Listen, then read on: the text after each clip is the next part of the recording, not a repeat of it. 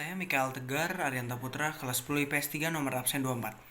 Jadi di sini saya akan mengerjakan tugas ekonomi, yaitu mengamati bagaimana sih perkembangan perekonomian di Indonesia semenjak adanya COVID-19 di Indonesia.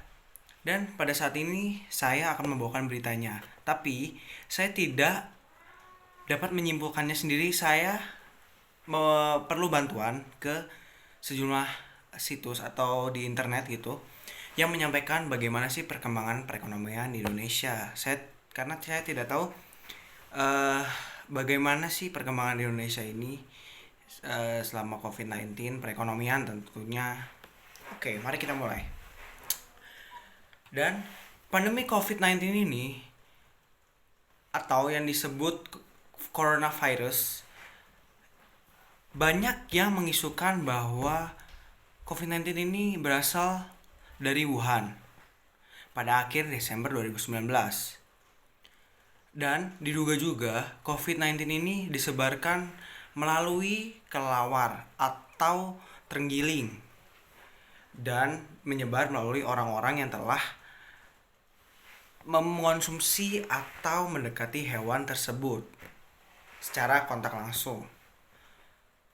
Dan kebanyakan orang yang terkena COVID-19 ini, dia memiliki riwayat pernah datang ke pasar di Wuhan, China tentunya.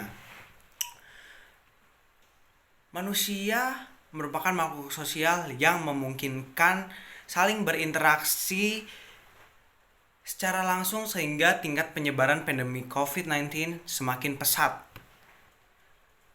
Hingga Kamis 26 Maret 2020, tercatat 198 negara yang telah terjangkit virus ini. Indonesia merupakan salah satu negara yang terinfeksi virus COVID-19. Pada 26 Maret 2020, tercatat 893 orang positif di Indonesia. Di antaranya 35 orang sembuh, 780 dirawat di rumah sakit, dan 78 orang meninggal. Salah satu penyebab coronavirus menyebar dengan pesat di Indonesia adalah karena Indonesia merupakan negara dengan sektor pariwisata. Sektor pariwisata sangat dipentingkan oleh Indonesia karena memiliki pemandangan yang sangat indah di Indonesia tentunya. Sektor pariwisata adalah salah satu faktor yang berperan penting di dalam pertumbuhan perekonomian di Indonesia dan memiliki kontribusi devisa terbesar kedua di Indonesia setelah devisa hasil ekspor kelapa sawit. Sektor pariwisata memiliki dampak jangka pendek dan jangka panjang dalam perekonomian di Indonesia tentunya. Dampak jangka pendek dapat dirasakan secara langsung sejak COVID-19 berada di Indonesia. Sedangkan kalau jangka panjang dapat dilihat dengan bertambahnya pendapatan nasional. Namun dengan adanya COVID, semua tak lagi sama. Secara sektor pariwisata yang sekarang mengalami kelesuan sehingga daya beli menurun secara drastis karena berkurangnya pengunjung atau turis lokal maupun turis mancanegara. Yang secara otomatis pendapatan dan devisa yang dihasilkan dari sektor pariwisata semakin menurun. Bahkan kalau dibilang sekarang lagi tidak ada pendapatan pariwisata karena masyarakatnya tidak boleh berpergian dan harus stay at home, dan sebaliknya mancanegara juga seperti itu.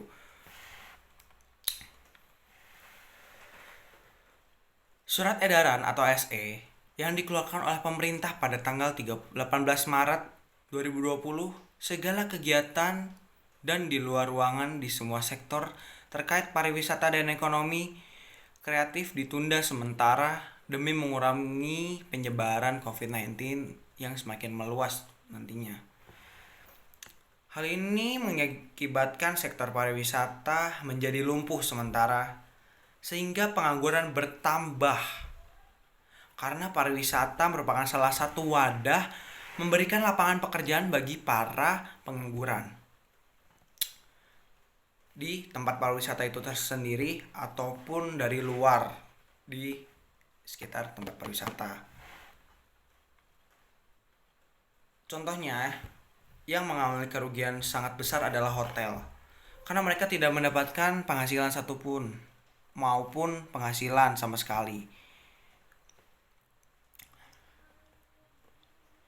120 karyawan, nih saya ambil contoh aja ya.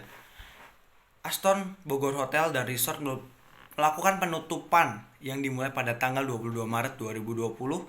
Sebanyak 120 karyawan dirumahkan karena penurunan bisnis yang diakibatkan oleh virus pandemik corona ini. Bila mana mereka tidak melakukan melakukan PHK terhadap karyawan tersebut, mereka mungkin kehilangan pendapatan yang sangat besar. Bahkan nanti pada saat mau dikembalikan lagi itu sangat sulit karena mereka udah kehabisan dana untuk diberikan kepada karyawan-karyawan tersebut.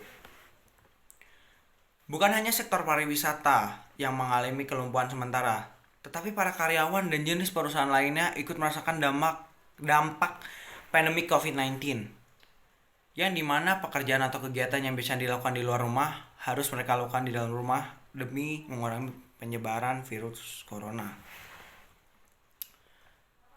Serta adanya banyak pula karyawan yang terancam pemberhentian hak kerja atau PHK karena banyak pekerjaan yang tidak memungkinkan untuk dikerjakan di rumah, seperti halnya kegiatan produksi yang tergantung pada mesin yang berada di tempat produksi.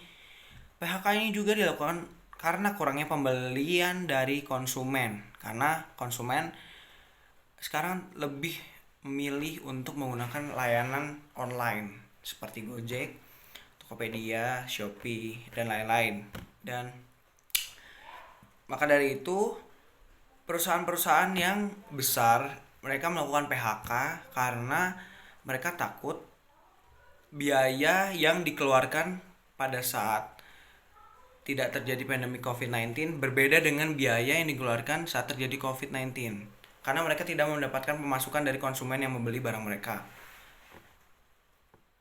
Perusahaan yang berhenti beroperasi dan meningkatkan jumlah pengangguran dapat menghambat dan mengurangi produk domestik bruto atau PDB, serta menghambat pertumbuhan ekonomi di Indonesia. Presiden Indonesia Joko Widodo atau Jokowi mengungkapkan alasan mengapa tidak mengeluarkan kebijakan lockdown dalam pencegahan penyebaran COVID-19 di Indonesia. Kemudian ada yang bertanya, kebijakan lockdown tidak kita lakukan.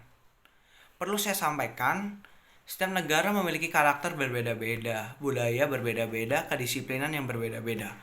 Oleh karena itu, kita tidak memilih jalan itu atau yang disebut lockdown, kata Jokowi pada saat memberikan pengarahan kepada gubernur se-Indonesia melalui video call conference. Jadi konferensinya melalui video call yang disampaikan langsung oleh Bapak Presiden Joko Widodo pada hari Selasa tanggal 24 Maret 2020. Presiden tidak mengeluarkan kebijakan lockdown itu bukan tanpa alasan. Menurut beliau, setiap negara memiliki karakter dan budaya yang berbeda-beda. Beliau juga mengaku telah melakukan kalkulasi atau penghitungan dan analisis yang matang terhadap negara-negara yang melakukan kebijakan lockdown. Kebijakan seperti apa dari Kemenlu dan Dubes yang terus kita pantau setiap hari. Jadi, yang paling pas di negara kita yaitu physical distancing atau social distancing sebelumnya. Atau yang lebih tepatnya menjaga jarak aman antar orang. Jelas dia. Kalau itu bisa kita lakukan, yakin kita dapat menekan pengurangan penyebaran virus corona di Indonesia tentunya. Jika Presiden mengeluarkan kebijakan lockdown, maka akan berdampak besar bagi pertumbuhan perekonomian di Indonesia. Hal ini disebabkan oleh kegiatan perekonomian di Indonesia akan berhenti secara besar-besaran yang mengakibatkan pendapatan di negara kita tuh menurun secara drastis sekali, sehingga pada saat nantinya kita tidak bisa menjadi negara berkembang. Oleh karena itu, Presiden Jokowi mengeluarkan kebijakan physical distancing saja. Meskipun kebijakan tersebut diberlakukan, namun masih ada saja masyarakat yang menyalahgunakan kebijakan ini. Seperti kegiatan belajar dan bekerja di rumah, gunakan untuk berlibur keluar kota. Tidak patut dicontoh, bukan? Sehingga penyelewengan kebijakan ini dapat memperluas dan mempercepat penyebaran virus corona, baik dari yang disebarkan oleh para pengunjung kepada masyarakat setempat maupun yang disebarkan oleh masyarakat setempat kepada para pengunjung. Pikirannya bagus. Dan Anda jangan coba melakukan itu ya, karena itu berbahaya bagi keluarga Anda yang berada di kampung halaman Anda. Karena kita tidak tahu. Oke, kita lanjut.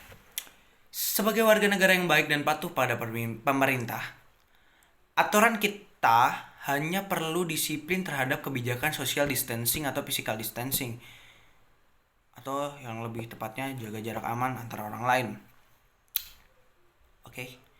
Dan jangan lupa, bagi Anda yang ingin mengetahui perkembangan ekonomi di Indonesia, ikuti ya saya terus. Dan sekian dan terima kasih, hari ini berita saya sampaikan. Dan sampai jumpa di esok hari. Bye bye.